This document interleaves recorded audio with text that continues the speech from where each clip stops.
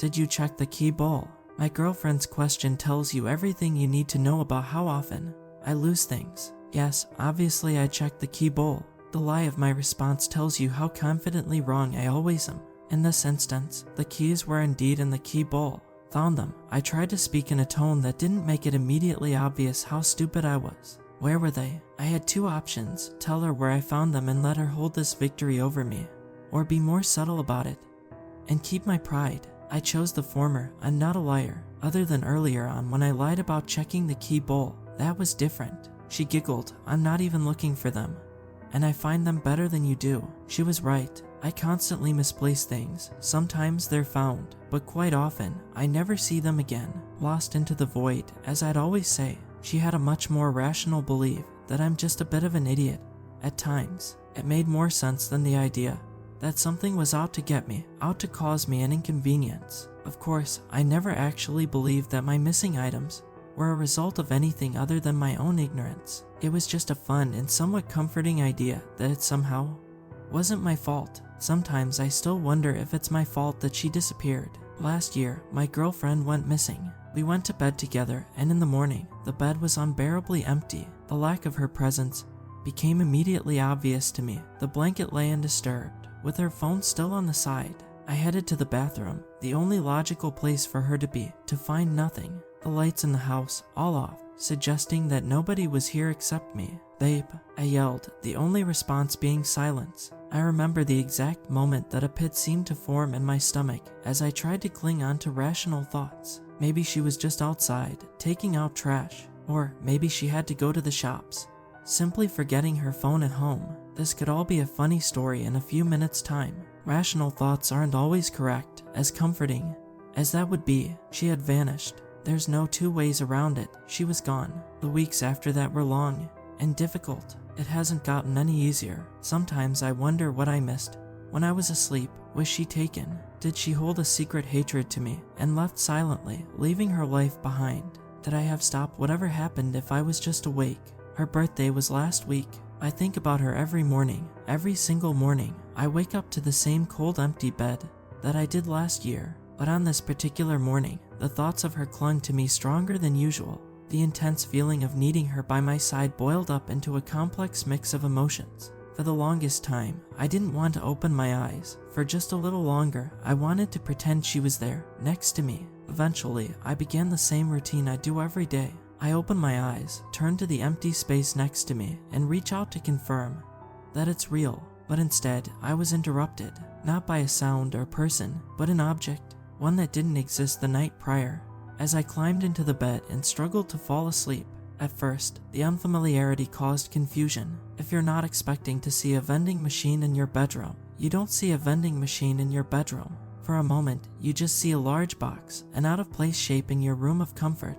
It takes a moment for your mind to collect together the context. The white glowing buttons along the right-hand side, the wide metallic collection door at the bottom, and the gentle hum of electronics inside. This rectangle suddenly became something tangible, something I understood to exist. There was a vending machine in my bedroom. I stood up slowly, trying to explain this away in my head. I knew I wasn't dreaming. My girlfriend is always with me in my dreams. So how had this gotten here without me hearing it? Who had broken in to leave this? It would have hardly even fit through the door, at least not without a lot of noise. The machine itself was matte black all over. A few dozen blank buttons sat on the right. No glass allowed my gaze inside, and no branding allowed my mind any understanding of the contents. In place of the glass, taking up any space on the front that lacked buttons, words were printed in a white, modern font: lost and found. I don't know why, but I spoke aloud for a moment. I miss you, as if this machine were a conduit to her.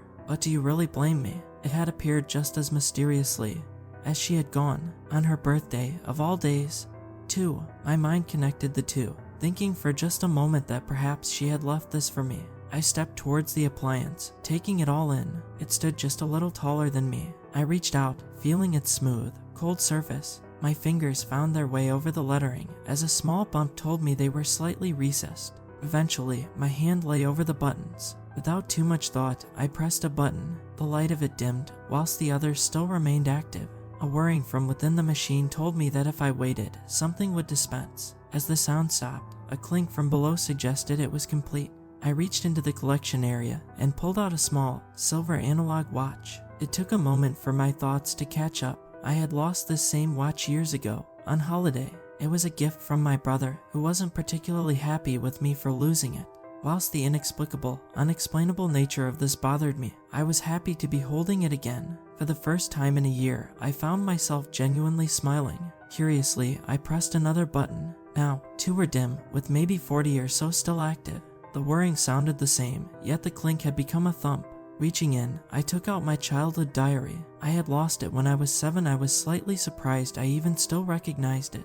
However, I was more surprised at the pristine condition. Turning through the pages, reading some of the entries, some of them even still had eraser shavings.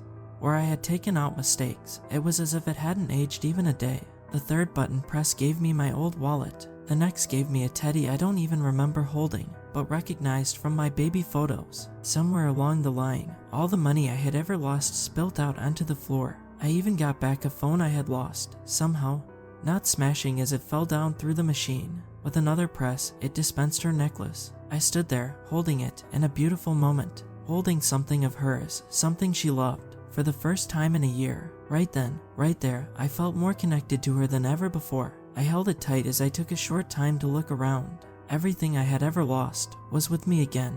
I just wished she could have been there to witness this, but perhaps she was somehow responsible. It brought me comfort to imagine that somehow, from wherever she may be, she's still helping me find things. Irrational as it may have been, it's a nice thought. Rational thoughts aren't always correct, but neither are irrational ones. With another press, the machine came to life for the final time. As the last button dimmed away, it seemed to whir for longer than usual. I took a moment to reflect on the necklace again. She had been wearing it the night she disappeared. I wasn't sure anymore if that made it more special or more eerie. Should that have brought me comfort or have been a warning? Something dropped into the collection area, yet the machine continued to whir. Another drop, and another, and another. It didn't sound consistent. Some thumped, whilst others did not. I waited for the sounds to subside before reaching in. Once I finally did get to put my hand inside, it felt wet. I don't remember whether I pulled out her finger or her ear first. I just remember that her finger still wore her favorite ring.